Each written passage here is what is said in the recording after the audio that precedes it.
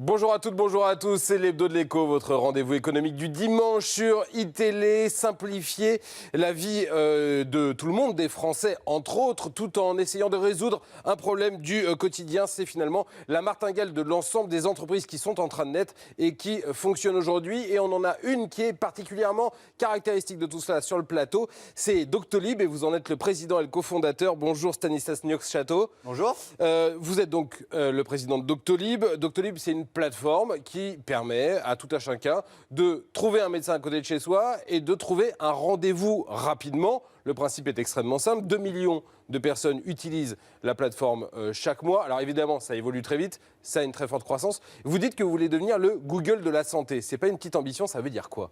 Ça veut dire très concrètement que pour vous, moi, nos enfants, on veut rendre plus accessibles les soins. Donc que vous puissiez aller sur doctolib.fr, trouver votre praticien ou trouver un praticien près de chez vous, prendre un rendez-vous en 2 clics, suivre votre historique de rendez-vous et trouver de l'information sur vos praticiens. Google de la santé, ça veut dire quoi? Ça veut donc dire accessibilité des soins et moins d'opacité sur la prise de rendez-vous. Parce que la première utilité finalement de ce genre de plateforme, c'est j'ai une urgence, j'ai besoin d'un rendez-vous en urgence chez un ophtalmo ou chez un ORL, je peux en trouver un rapidement à côté de chez moi sans avoir à passer 150 coups de fil. Alors non, je dirais que la première utilité, c'est de prendre un rendez-vous au lieu d'appeler, au lieu d'attendre 10 minutes au téléphone, au lieu de ne pas pouvoir appeler en dehors des horaires de travail. Vous pouvez aller sur le site doctolib.fr et prendre un rendez-vous, première utilité.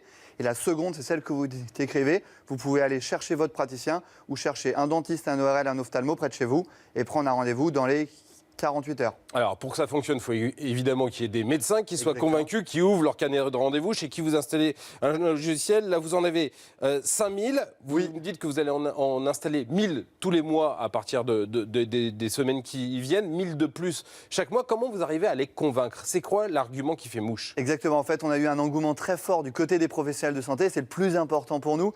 En fait, on divise leur temps de secrétariat. Donc c'est un élément clé pour eux qui ont un temps administratif qui s'alourdit.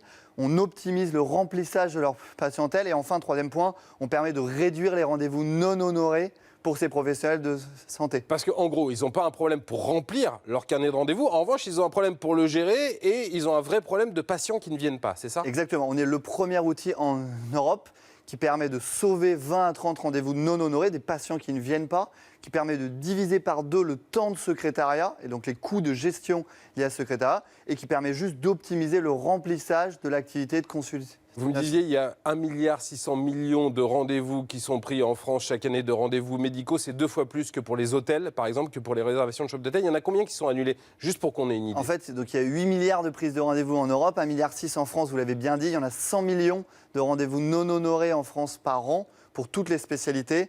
Un mois d'un professionnel de santé. Ça veut dire qu'en gros, si on fait la moyenne, il y a un professionnel ne travaille pas un mois à cause de rendez-vous qui ont été annulés. Exactement, à cause des 1, 2, 3 patients par jour par professionnel de santé qui ne viennent pas. Grâce aux SMS, email de rappel, grâce à tous les systèmes d'annulation et de prise de rendez-vous en ligne, on permet de fluidifier le remplissage des activités de consultation de nos professionnels. Donc, ce sont les médecins qui paient votre service. Exactement. Qui s'abonnent à votre service. Alors, vous n'êtes pas le seul sur ce créneau-là. Il y a une filiale de Lagardère qui fait ça. Il y a une filiale de Vivendi qui s'appelle rendez-vous-médicaux.com. On sait très bien que dans ce genre de marché, il n'y a qu'un seul gagnant à la fin. Qu'est-ce qui vous convainc que vous allez être celui-là? Écoutez, on existe depuis 2 ans. Les autres existent depuis maintenant 5-6 ans.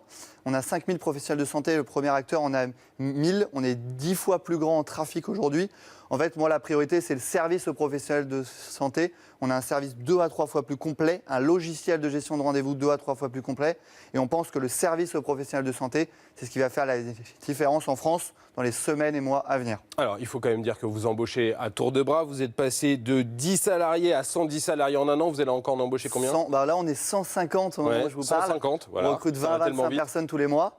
L'objectif, c'est de recruter 500 personnes en 3 ans. On a fait une grande levée de fonds pour ça.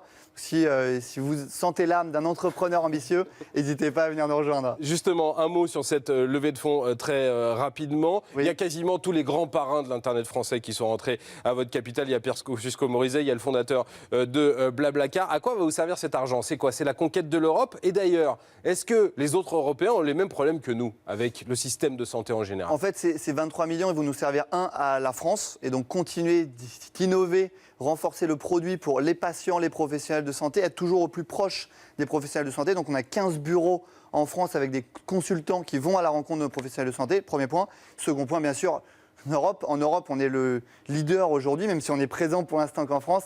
Notre objectif, c'est de lancer 5-6 pays en Europe dans les mois à venir. C'est quoi? Ça va être quoi les premiers? Plutôt Allemagne, Espagne, Italie, Belgique, Suisse.